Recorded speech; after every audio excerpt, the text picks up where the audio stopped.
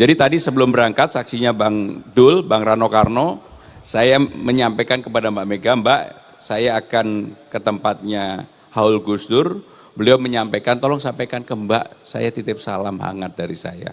Maka ini saya sampaikan kepada Bu Sinta. Assalamualaikum warahmatullahi wabarakatuh.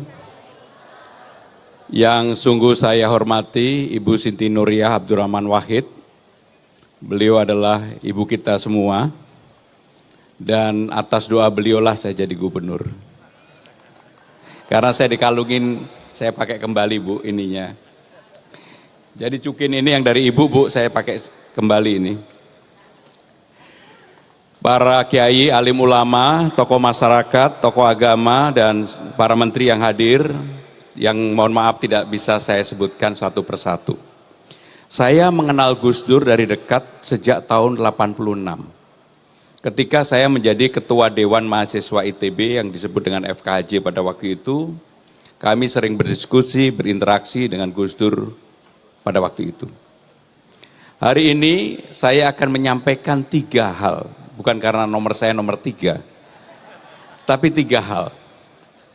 Yang pertama, saya ingin menyambung pasal yang disampaikan oleh Mbak Khofifah yang menjadi Gubernur Jawa Timur.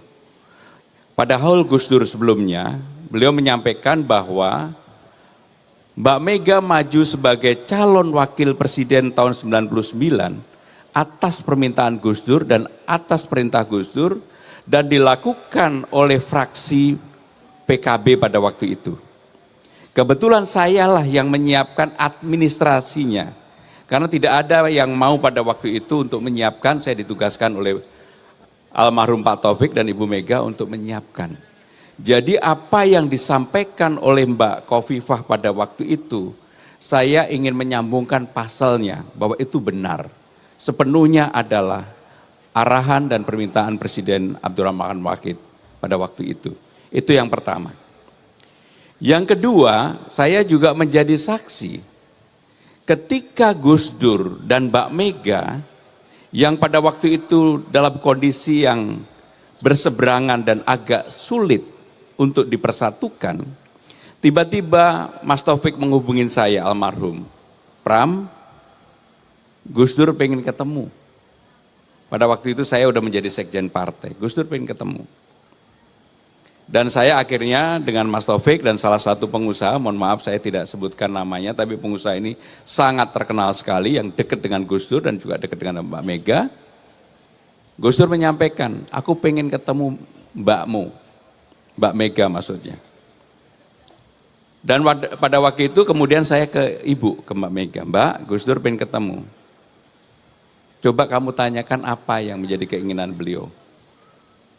Kebetulan tadi sore saya sama Bang Rano diterima Mbak Mega. Dan ini saya ulangi apa yang disampaikan Mbak Mega dan kebetulan saya pelakunya. Gus Dur pengen dimasakin nasi goreng. Maka saya menyampaikan ke Mbak Mega, Mbak, Gus Dur pengen dimasakin nasi goreng yang dimasak oleh Mbak Mega sendiri. Dan saya menjadi saksi dimasak sendiri oleh Ibu di Kebagusan. Akhirnya bertemulah dengan Ibu Mega setelah sekian waktu Gus Dur tidak bertemu dengan Bu Mega. Dan ini permintaan Gus Dur menunjukkan begitu jembar hatinya Gus Dur. Begitu luasnya Gus Dur. Dan ketika pertemuan itu terjadi, Mbak Mega minta hanya saya yang jadi pelayan Bu Sinta pada waktu itu. Menyiapkan minum, air putih, dan makanan dan sebagainya yang disiapkan oleh Mbak Mega sendiri. Jadi tadi sebelum berangkat saksinya Bang Dul, Bang Rano Karno, saya menyampaikan kepada Mbak Mega, Mbak, saya akan ke tempatnya Haul Gus Dur. Beliau menyampaikan, tolong sampaikan ke Mbak, saya titip salam hangat dari saya. Maka ini saya sampaikan kepada Bu Sinta. Yang ketiga, Gus Dur tidak pernah lekang dengan waktu dengan berbagai caranya untuk membantu seseorang. Kurang lebih 2 bulan yang lalu, saya diminta ketemu Mbak Yeni Wahid, ada di belakang Mbak Yeni. Saksinya Mbak Yeni, yang tahu hanya saya dan Mbak Yeni, nggak ada orang lain yang tahu. Saya diajak masuk ke ruangannya Mbak Yeni, dipertemukan seseorang. Saya nggak sebut namanya, yang tahu cuma saya sama Mbak Yeni. Dan orang ini mengatakan, Mas harus pergi ke tempat ziarah, ke tempat Gus Dur. Mbak Yeni betul kan? Saksinya Mbak Yeni. Dengan berbagai cara karena kesibukan yang ada, saya ziarah ke tempat Gus Dur. Pada waktu itu ditemani oleh Gus Kikin, Tebu Ireng. Begitu saya pulang dari ziarah Gus Dur, hati saya berbunga-bunga dan saya yakin dengan keyakinan yang luar biasa. Termasuk satu permintaan oleh orang yang saya dan Mbak Yeni yang tahu, akhirnya saya jalankan Mbak Yeni. Karena itu sebagai syarat. Hanya saya dan Mbak Yeni yang tahu. Jadi artinya Gus Dur dengan berbagai cara tak lekang oleh waktu untuk membantu saya pribadi, saksinya Mbak Yeni. Maka ketika saya berziarah, saya memohon, meminta, mendoakan Gus Dur, dan sekaligus karena saya udah kenal lama sekali dengan Gus Dur, termasuk saya juga bersyukur ketika Gus Dur wafat, saya pada waktu itu ada di rumah sakit. Sehingga dengan demikian perjalanan panjang saya merasa salah seorang yang dipilih oleh Gus Dur untuk hadir dalam momen-momen dalam banyak hal. Kalau saya ngomong tentang yang terakhir, kalau bukan karena Mbak Yeni, saya nggak buka Mbak, karena ini tadi Mbak Yeni mengebu-ngebu, dan saya melihat begitu Mbak Yeni yang di luar dugaan, pidatonya yang biasanya nggak biasa-biasa, ini pidatonya sangat Gus Durian banget, sehingga dengan demikian saya menyampaikan yang ketiga tadi. Ibu Sinta, Bapak Ibu sekalian, sekali lagi terima kasih. Dan kita semua mendoakan Gus Dur semoga apa yang menjadi peninggalan Gus Dur, apa yang diperjuangkan oleh Gus Dur, mudah-mudahan kita bisa teruskan bersama. Terima kasih. Wassalamualaikum warahmatullahi wabarakatuh. Alhamdulillah. Alhamdulillahil qail fi kitabil aziz. Wala tahsabanna alladhina qutilu fi sabilillahi amwata bal ahya 'inda rabbihim yurzaqun. Wa qala aidan wa ma arsalna min rasulin illa liyuta'a bi idznillah walau annahum izzalamu anfusahum ja'uka fastaghfirullah wastaghfara lahumur rasul lawajidullaha tawwabur rahima. Wa aidan qala kama arsalna fikum rasulan minkum yatlu alaikum ayatina wa yuzakkikum wa yu'allimukumul kitaba wal hikmah wa yu'allimukum ma lam takunu ta'lamun. Asyhadu an la ilaha illallah wa asyhadu anna Muhammadan abduhu wa rasuluh sahibul burhan.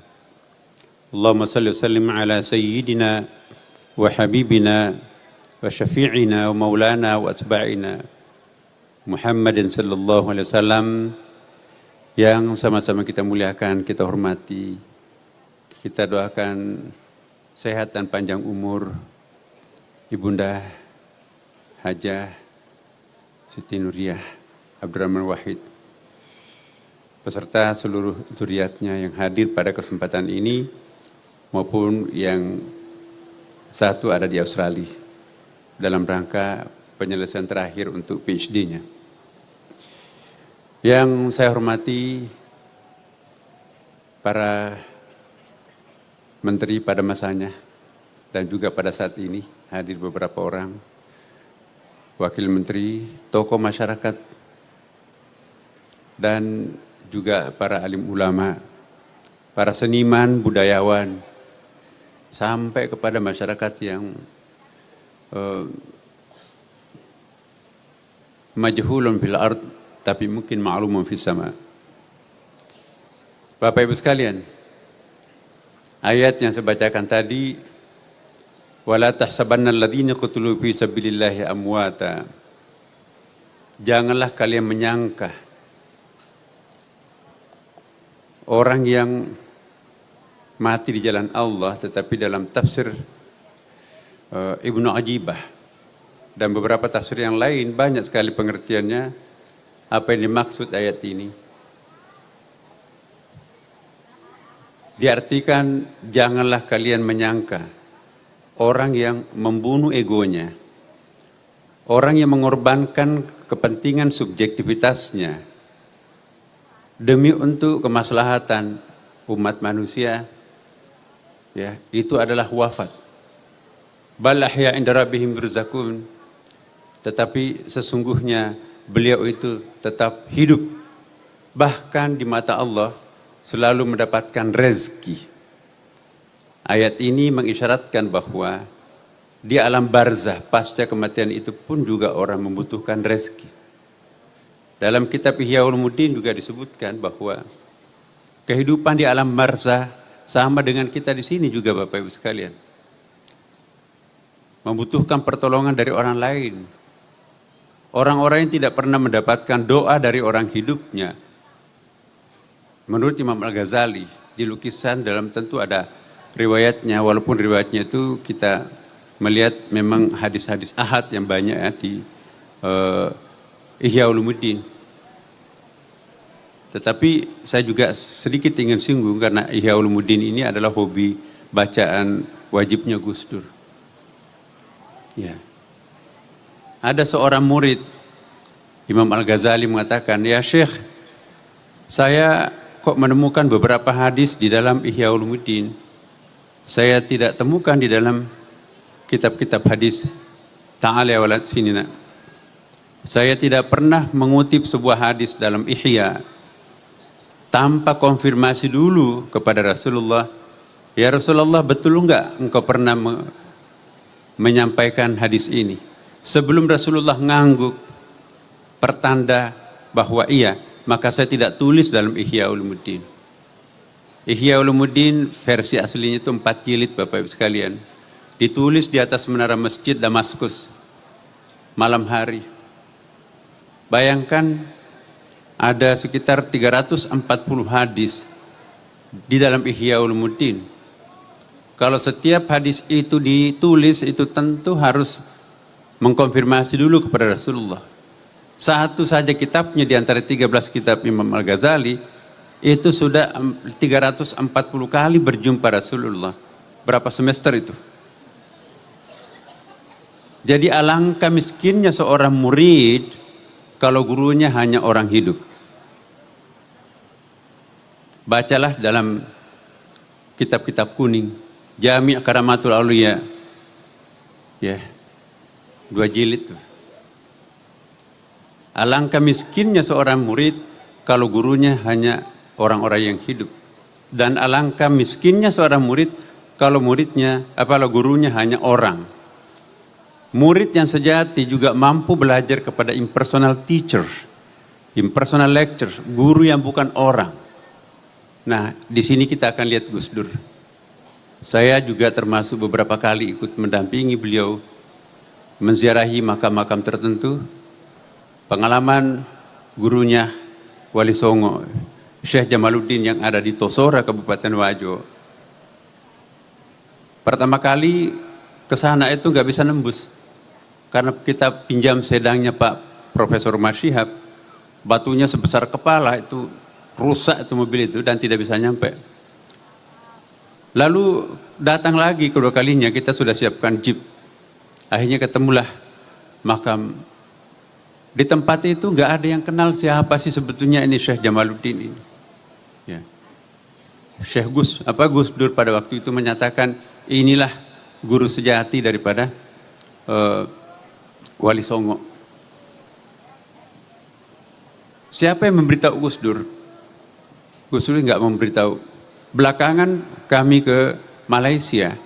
Dan akhir ini banyak orang Malaysia mengunjungi Syekh Jamaluddin di Tosora, Kabupaten Wajo itu betul gurunya Wali Songo. Bapak Ibu sekalian, itulah Imam Al-Ghazali belajar pada Rasulullah. Bukan hanya Imam Al-Ghazali, tapi juga Ibnu Arabi. Dalam kitab Futuhatul Makkiyah 4 jilid, ada versi 6 jilid. Ya, Fususul Hikam juga ada. Sama juga. Ya Syekh, ada ini aneh buku Fususul Hikam ini, kecil 1 jilid itu. Hari ini saya baca redaksinya sama, tapi inspirasi cerdas yang lain muncul. Itu bukan buku saya, nak. Itu pemberian Rasulullah. Jadi dia mimpi diberikan buku betul. Itulah Fususul Hikam. Bahkan judulnya pun juga dari Rasulullah. Khudh hadzal kitab Fususul Hikam. ensiklopedia para wali, Bapak Ibu sekalian. Banyak sekali mereka itu berguru kepada orang-orang yang sudah wafat. Kita lihat surah Al-Baqarah ayat 64 dan surah An-Nisa 151 tadi saya bacakan itu ya. Kama arsalna fiikum rasulan minkum yatlu alaikum ayatina wa yuzakkikum wa yu'allimukumul kitaba wal hikmah wa yu'allimukum ma lam takunu ta'lamun. Jadi dalam ilmu bahasa Arab Bapak Ibu sekalian, la dengan lam itu beda artinya. Dalam ilmu balaghah la itu kan kalau bahasa Indonesianya sama itu, tapi bahasa Inggrisnya bisa dibedakan tuh. Ma la takunu ta'lamun itu la ta'lamun itu artinya unknown, tidak diketahui. Tapi kalau lam takunu ta'lamun unknowable. Jadi satu unknown tidak tahu, tidak diketahui, tapi dosa menjelaskan akhirnya kita tahu. Tapi kalau unknowable itu lam, enggak mungkin bisa kita ketahui tanpa yang bersangkutan langsung memberikan pemberitahuan itu. Nah, perhatikan Rasulullah Muhammad SAW, pengungkapan Rasulullah itu selalu menggunakan fi'il mudhari. Ayat yang saya bacakan tadi. Kita orang pesantren tahu fi'il mudhari itu fungsinya adalah present continuous tense. Kata kerja yang menggambarkan peristiwa sekarang dan akan datang. Nabi-nabi lain digambarkan dengan fi'il madhi, tapi Rasulullah fi'il mudhari. Apa artinya? Jadi betul apa yang dikatakan tadi Pak Gubernur kita dan juga Mbak Yeni, bahwa spirit orang wafat itu sebetulnya tidak pernah memang mati itu. Manusia itu wujud abadi. Tuhan itu wujud azali, alam semesta ini wujud baharu, hawadith. Sekali jadi manusia tidak pernah berhenti jadi manusia. Sampai nanti akhir neraka itu teriak para penghuni neraka, ya laitani kuntu turaba, ya Allah kembalikan aku jadi tanah. No way, sekali Anda jadi manusia, tetap akan jadi manusia, tidak akan pernah berhenti jadi manusia. Jadi kalau ada orang mengatakan mati dalam arti total, itu sesungguhnya tidak seperti itu kata Al-Quran. Dia cuma pindah ke terminal yang berikutnya kok.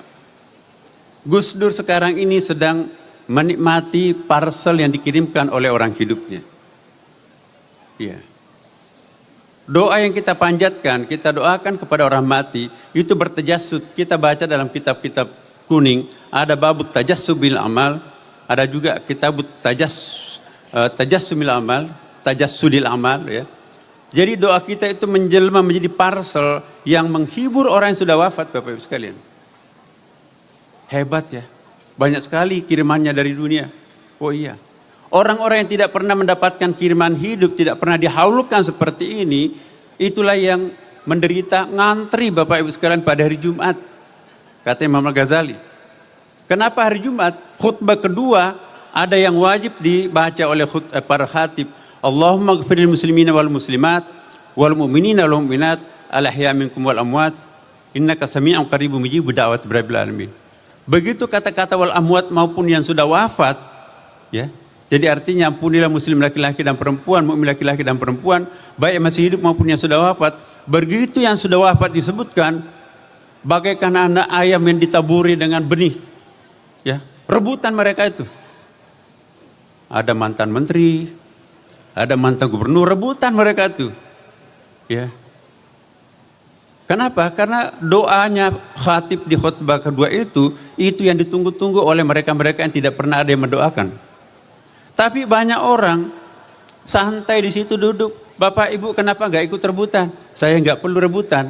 Anak saya di pondok pesantren, ya setiap habis salat waktu dikirimkan saya surah Al-Fatihah. Saya juga banyak anak, tapi nggak ada satupun yang mendoakan. Harta warisan saya diambil, dipoya-poyakan. Tidak lama kemudian, sebagian daripada yang santai-santai itu ikut rebutan. Bapak Ibu kenapa ikut rebutan? Kemarin tidak. Ya, anakku yang rajin mendoakan aku juga sudah wafat. Sedangkan cucuku yang kuliah di luar negeri boro-boro berdoa salat pun juga enggak. Nah kita di sini kita melihat tidak gampang untuk memperoleh jamaah yang sedemikian besarnya setiap tahun ini ke-15. Alhamdulillah saya enggak pernah absen ini di haul Gus Dur ini. Ya. Jadi Bapak Ibu sekalian, terakhir saya ingin menyampaikan kepada kita semuanya, mungkin nggak kita meniru sedikit saja dari Gus Dur? Kalau tidak bisa meniru secara total, ini tantangan kita semuanya. Gus Dur itu seperti yang dikatakan tadi Romo Magnis, dia sudah mantap dengan dirinya sendiri. Yang sekarang ini banyak adalah orang yang belum selesai pada dirinya sendiri. Nah, jadi semoga Bapak Ibu sekalian, kita semuanya mendoakan Gus Dur, zuriatnya, doakan orang-orang yang penting dalam hidup kita, maka itu akan bertajasud. Sedikit artinya buat kita, besar artinya buat mereka. Wallahul muwaffiq ila aqwamit thariq. Wassalamualaikum warahmatullahi wabarakatuh.